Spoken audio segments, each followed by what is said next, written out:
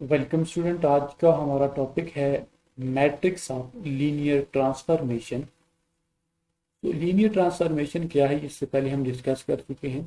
तो मैं यहाँ पे दोबारा से इसको आपके सामने एक्सप्लेन कर देता हूँ। अगर हमारे पास दो वेक्टर स्पेसेस हैं, उससे यू और V over the field F, तो टी एक mapping from vector space U to vector space V, ये लीनियर ट्रांसफॉर्मेशन उस वक्त कहलाएगी जब ये कंडीशन को सेटिस्फाई करे कि अगर आप दो एलिमेंट ए बी फील्ड से लें और से u1 u2 में दो एलिमेंट ले लेता हूँ, कोई से भी दो एलिमेंट u वेक्टर स्पेस से, तो p of au1 plus bu2 किसकी कराना चाहिए, a into T of u1 plus b into T of u। ये एक डेफिनेशन, इसके अलावा एक डेफिनेशन और भी है जिससे इसको डिराइव किया जा सकता है। तो ये लीनियर ट्रांसफॉर्मेशन की एक कंडीशन होती है। तो आज जो हम इस टॉपिक को डिस्कस कर रहे हैं वो मैट्रिक्स ऑफ लीनियर ट्रांसफॉर्मेशन, किसी लीनियर ट्रांसफॉर्मेशन से एसोसिएटेड जो मैट्रिक्स है उसको कैसे निकाला जा सकता है। सो उसके लिए late UF and VF are two vector spaces of dimensions m and n respectively over field F। UF और VF दो वेक्टर स्पेसेस हैं, डायमेंशन m और n से क्या मुराद है कि U की जो बेसिस है उसमें नंबर ऑफ एलिमेंट्स m है और V की जो बेसिस है उसमें नंबर ऑफ एलिमेंट n है। T from U to V be a linear transformation, let B equal to U1 U2 up to so on UM and V prime equal to V1 V2 up to so on Vn form basis of U and V respectively। Means के ये जो U और V दो vector spaces हैं जिसमें B basis है vector space U की और V प्राइम बेसिस है वेक्टर स्पेस V के लिए। नाउ अब स्टूडेंट, क्योंकि हमारे पास जो ट्रांसफॉर्मेशन है T from U to V है, vector space U to vector space V, तो अगर यहाँ पे हम कोई भी एलिमेंट लेते हैं वेक्टर स्पेस U का, तो जब उसके ऊपर हम T को अप्लाई करेंगे तो वो एलिमेंट V का बन जाएगा। तो if U belongs to capital U, T of U belongs to V। अब T ऑफ U बिलोंग कर रहा है V को, V की जो बेसिस है वो B प्राइम है, इसमें element V1 V2 up to so on Vn है। तो इससे मुराद ये कि T ऑफ U, ये जो एलिमेंट अब V का बन गया है, can be written as linear combination of elements of B prime. तो इस एलिमेंट को आप linear combination of the element of B prime लिख सकते हैं, क्योंकि B प्राइम बेसिस है वेक्टर स्पेस V के लिए। अब बेसिस क्या होती है ये हम डिस्कस कर चुके हैं कि अगर हम ये कहते हैं कि B प्राइम जो है ये बेसिस है फॉर वेक्टर स्पेस V, इसके लिए अगर बेसिस है तो इसके लिए पहली कंडीशन ये होगी कि V जो है ये linear span of B prime के इक्वल होगी, और फिर सेकंड कंडीशन क्या होगी कि B प्राइम जो है इज लीनियरली इंडिपेंडेंट। तो ये कंडीशन होती है। तो हर एलिमेंट को linear combination of element of B prime लिखा जा सकता है V के एलिमेंट को। तो T ऑफ U V के इक्वल है, तो T of U can be written as linear combination of elements of B prime. So T U one भी, चूंकि टी ऑफ यू वन भी को बिलोंग करेगा, टी ऑफ यू टू भी को बिलोंग करेगा, तो टी ऑफ यू वन को हम ऐसे लिख सकते हैं A11 V1 plus A12 V2 up to one A1n Vn। तो यहाँ पर जो स्केलर्स हैं उनको हम A11 A12 up to one A1n से रिप्रेजेंट कर रहे हैं। तो ये जस्ट एक नोटेशन है, इससे कंफ्यूज नहीं होना। ये ऐसे ही है जैसे हम ऐसे किसी लीनियर कम्बिनेशन को ऐसे लिखते हैं A1 B1 A2 V2 up to one AN Vn। Linear combination vector V का अगर बनाएं तो यहाँ पे A1 A2 की जगह A11 A12, तो ये डिफरेंस रखने के लिए यहाँ पे, क्योंकि आगे इसकी और भी फॉर्म यूज होंगी, तो डिफरेंट कम्बिनेशन हम बना रहे हैं, तो इसलिए इसके लिए स्केलर्स को हम A11 A12 फिर A21 A22 यहाँ पे लेंगे। तो इसी तरीके से T ऑफ U2 जो वेक्टर स्पेस V का एलिमेंट बनेगा, तो इसको भी हम linear combination of element V1 V2 up to so on Vn लिख सकते हैं, क्योंकि वेक्टर स्पेस V जो है उसके लिए बेसिस क्या है, B प्राइम है। तो B प्राइम के एलिमेंट की लीनियर कम्बिनेशन की फॉर्म में हम हर एक एलिमेंट को लिख देते हैं। तो T of U2 a21 v1 a22 v2 up to so on a2n vn so on t अब un किससे इक्वल बन जाएगा am1 v1 am2 v2 up to so on amn vn। तो am कैसे हमने लिया, क्यों लिया, क्योंकि जो वेक्टर स्पेस u है उसकी डायमेंशन है m और वेक्टर स्पेस v की डायमेंशन n है।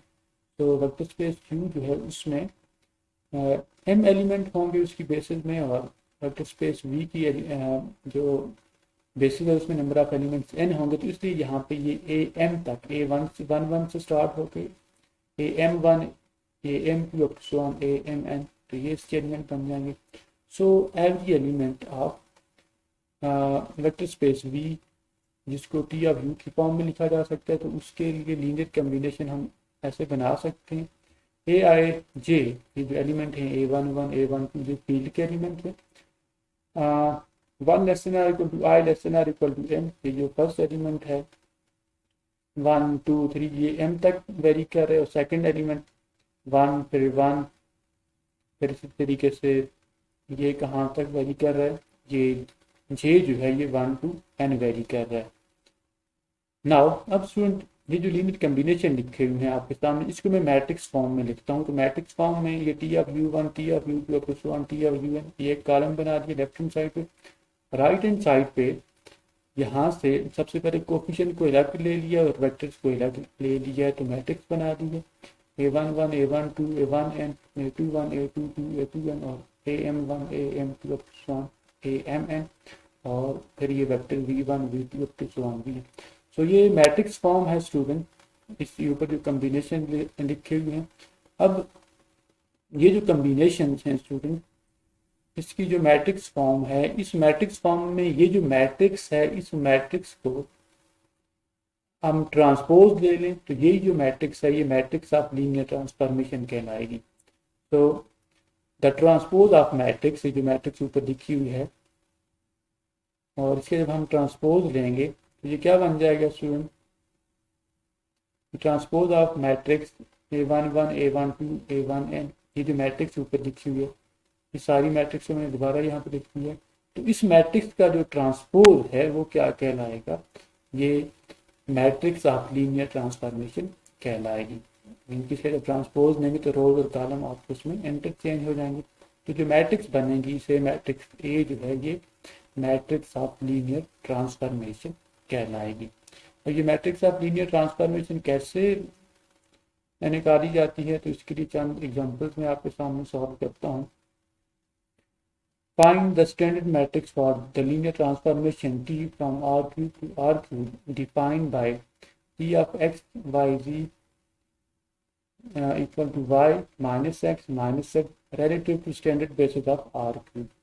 तो हमने R3 की जो स्टैंडर्ड बेसिस हैं उसके रिस्पेक्ट से हमने ये लीनियर ट्रांसफॉर्मेशन है इसकी मैट्रिक्स फाइंड करनी है, स्टैंडर्ड मैट्रिक्स। स्टैंडर्ड मैट्रिक्स इसलिए इसको कह रहे हैं कि इसकी जो बेसिस हैं वो स्टैंडर्ड बेसिस हैं। सो जो स्टैंडर्ड बेसिस R3 की हैं वो क्या बन जाएंगी, standard basis for R3 R से इसको B का नाम दे देते हैं 1 0 0, ये R3 की स्टैंडर्ड बेसिस होती हैं। फिर 1 0 1 0 0 0 1, these are the standard bases of R3। अब स्टूडेंट जो लीनियर ट्रांसफॉर्मेशन है T from R3 to R3 वो डिफाइंड है कैसे, T from R3 to R3 is defined as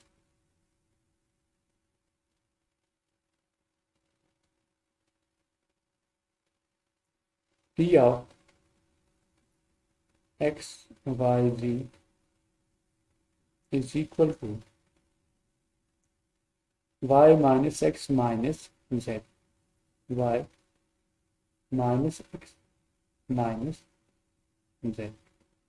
अब स्टूडेंट हमने करना ये है कि सबसे पहले ये जो बेसिस हैं बी 1 0 0 0 1 0 0 0 1। सो इन बेसिस के ऊपर सबसे पहले हम इनका इमेज निकालते हैं। तो ये जो पहली बेसिस है इसको से हम E1 का नाम दे दें, इसको E1 का, इसको E2 का नाम दे दें, इसको E3 का नाम दे दें। सो T ऑफ E1 किसके इक्वल बन जाएगा, T ऑफ 1 0 0। तो एक्स वाई जी किसके इक्वल होता है, y माइनस एक्स माइनस है।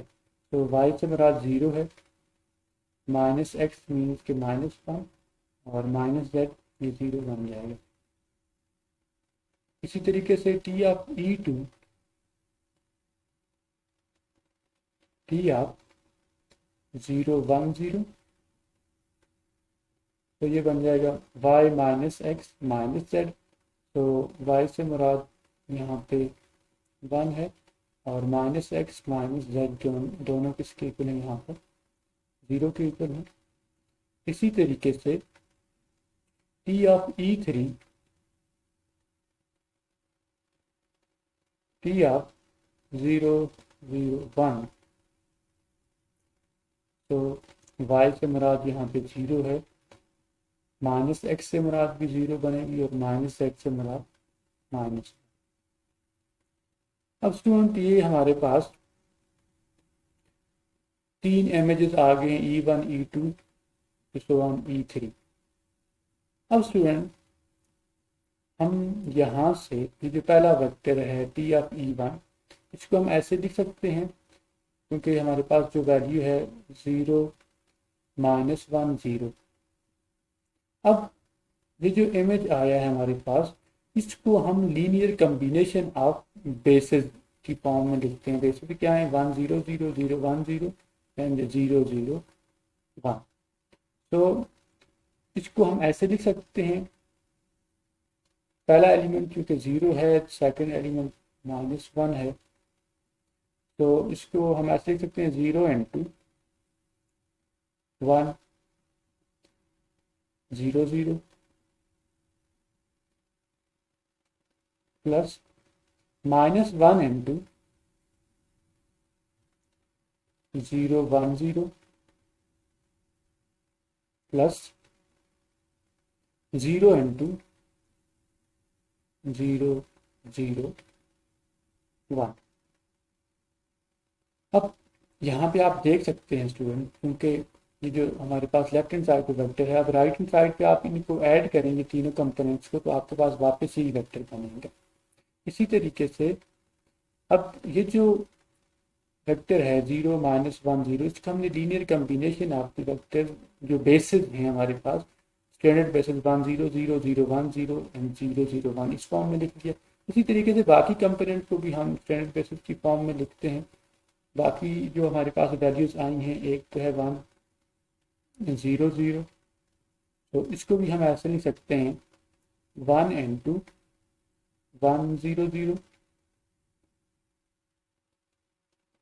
अब क्योंकि सेकंड और थर्ड कंपोनेंट 0 हैं, तो इसको हम ऐसे लिखेंगे 0 ×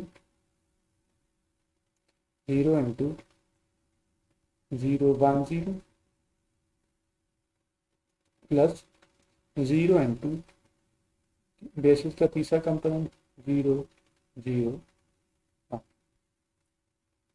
Similarly, last component is 0 0 -1, so 0 0 -1 can be written as, क्योंकि पहला कंपोनेंट यहाँ पे 0 है तो हम यहाँ पे 0 लिखेंगे, इंटू 1 0 0 ये सारा 0 बन जाएगा।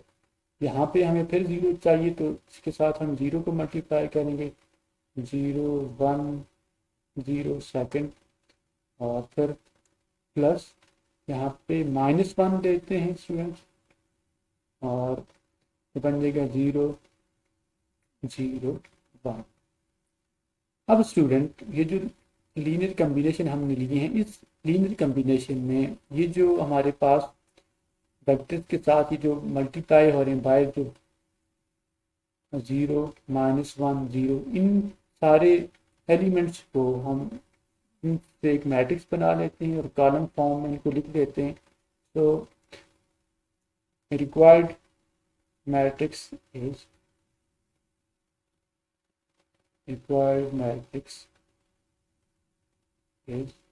अब स्टूडेंट इसको लिखने का तरीका ये है कि यहाँ से जो पहला वेक्टर है, ये पहला जो कम्बिनेशन है, इसके वेक्टर्स को हम कॉलम में लिखेंगे। ये जो एलिमेंट्स हैं, पहला एलिमेंट यहाँ पे 0 है, 0, फिर यहाँ पे -1 और फिर यहाँ पे लास्ट फिर क्या है 0। फिर सेकंड में 1 0 0 एलिमेंट है, 1 0 0।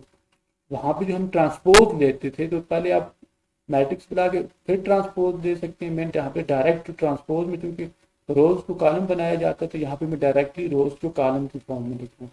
तो थर्ड किसके इक्वल आ जाएगा 0 0 -1। So this is a required matrix of transformation. Required matrix is, या matrix of transformation is A equal to 0 1 0 -1 0 0 0 0 -1। So next problem है, let t from r³ to r² be defined by t of x y z equal to 3x plus 2y y minus 2z।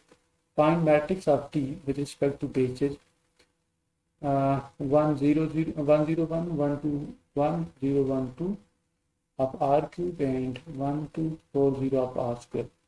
Transformation R³ to R² है और matrix यहाँ पर transformation भी defined है और basis of R³ जो है वो भी गिवन है और बेसिस ऑफ R² भी गिवन है। अब चूंकि यहाँ पे स्टूडेंट्स बेसिस अब स्टैंडर्ड बेसिस नहीं है तो यहाँ पे हम वही मेथड अप्लाई करेंगे। यहाँ पे इसको भी सॉल्व करने के लिए t from R³ to R² is defined by t of x y z equal to 3x plus 2y y minus 2z। ये ट्रांसफॉर्मेशन है। तो सबसे पहले ये जो बेसिस, क्योंकि हमने R³ to R² है तो जो R³ के बेसिस हैं स्टूडेंट, उन बेसिस के ऊपर उस R³ की जो बेसिस हैं ये 1 0 1 1 2 1 0 1 2, इनके ऊपर ट्रांसफॉर्मेशन अप्लाई करके हम R² के वेक्टर्स फाइंड करेंगे। तो यहाँ पे सबसे पहले t ऑफ 1 0 1 इसकी वैल्यू हमने निकाली हुई है। फिर इसी तरीके से t ऑफ 1 2 1 t ऑफ 1 0 1 2, सो तीनों की वैल्यू हमने यहाँ पे ट्रांसफॉर्मेशन के अप्लाई किया है। t of x y z equal to 3x plus 2y y minus 2z। तो इस ट्रांसफॉर्मेशन को अप्लाई करके स्टूडेंट्स यहाँ पे ये तीन वैल्यूज निकालनी है, तीन वेक्टर्स R² के 3 -2 7 0 2 -3। अब स्टूडेंट ये जो वेक्टर्स हैं, क्योंकि अब ये तो हैं R² के, अब इनको हम linear combination of basis of R² लिखेंगे। बेसिस ऑफ R² हमारे पास मौजूद हैं, जो ऊपर गिवन है, तो हम इन दो वेक्टर्स की लीनियर कम्बिनेशन की फॉर्म में इन वेक्टर्स को लिखते हैं। तो अब इन तीनों वेक्टर्स को हम linear combination of basis of R², ये हैं 1 2 4 0, तो इनके लीनियर कम्बिनेशन की फॉर्म में लिखते हैं। सबसे पहले पहला वेक्टर है 3 -2, तो 3 -2 को हमने लिख लिया A1 1 2 ये वेक्टर ले लिया और फिर 4 0 मीन के A1 और B1 ये हमने दो वैल्यूज ले ली हैं। अब ये दो जो वैल्यूज हैं स्केलर्स A1 और B1 ये हमने फाइंड करने हैं। तो आप इनको अब सिंपली मल्टीप्लाई करके ऐड कर दें। तो यहाँ पे ये A1 A2 को मल्टीप्लाई करें और फिर ये एक वेक्टर बना लें। करस्पॉन्डिंग कंपोनेंट्स को यहाँ पे कंपेयर कर दिया यहाँ पे हमने। तो 3 equal to A1 plus 4B1 and 2A1 equal to -2। तो इसको मैंने पहले लिख दिया है 2A1 इक्वल टू -2 और A1 plus 4B1 equal to 3, और यहाँ से A1 की वैल्यू निकाल ली है -1 और इस वैल्यू को यहाँ पे ये यूज़ कर देते हैं। A1 की वैल्यू को जब यूज़ करेंगे तो यहाँ से B1 की वैल्यू किसके इक्वल आ जाएगी 1। तो first column of required vector जो है इन A1 और B1 की वैल्यू से मिलकर बनेंगे, जो कि -1 बनेगा। फिर इसी तरीके से स्टूडेंट जो सेकंड वैल्यू है इसके लिए लीनियर कॉम्बिनेशन फाइंड करते हैं, फिर थर्ड के लिए फाइंड करते हैं और तीन वेक्टर हमारे पास आ जाएंगे। सेकंड के लिए 7 0 है तो इसको हमने A2 1 2 एंड B2 4 0। तो ये जो वेक्टर है और ये 4 0 1,2 एंड 4,2, तो ये प्राइम जो बेसिस है आर स्क्वायर उसके वेक्टर हैं। तो अगेन हमने इसको सॉल्व किया और सॉल्व करके यहाँ से एग्जैक्टली इसी मेथड से A2 की वैल्यू 0 और B2 की वैल्यू 7/4। तो ये सेकंड कॉलम हमारे पास क्या बन जाएगा, ये A2 B2 0 और 7/4। इसी तरीके से पार्ट 2 का -3, ये जो लास्ट हमारे पास एंट्री आई थी ये 2 -3, इसको हम linear combination of the elements of B prime लिख देते हैं। 2 - 3 इक्वल टू A3 B3। अब स्केलर्स को A3 B3 का नाम दे दिया है। अब A3 को B3 दोनों को मल्टीप्लाई किया है, फिर ऐड करके ये वेक्टर वाली फॉर्म बना ली है। अब नेक्स्ट स्टेप में यहाँ से ये दो इक्वेशन हमारे पास आ जाएंगी। 2A3 - 3 के इक्वल आ जाएगा, A3 + B3 4B3 2 के इक्वल आ जाएगा। यहाँ से A3 की वैल्यू निकालें -3/2, इसको इधर यूज कर दें सेकंड में, तो 4B3 की वैल्यू ये बन जाएगी। अब यहाँ से A3 तो -3/2 रहेगा, B3 की वैल्यू यहाँ से निकालेंगे 7/8। तो अब स्टूडेंट ये हमारे पास ये तीन वेक्टर्स आ गए हैं। The third column of matrix of transformation क्या बन जाएगा, -3/2 एंड 7/8। तो ये अब इन तीनों कॉलम्स का को मिला के हम एक मैट्रिक्स बना लेते हैं। मैट्रिक्स ऑफ ट्रांसफॉर्मेशन इसकी जो फर्स्ट कॉलम हमारे पास आया था, फिर ये सेकंड कॉलम और ये थर्ड कॉलम जो भी हमारे पास आया है।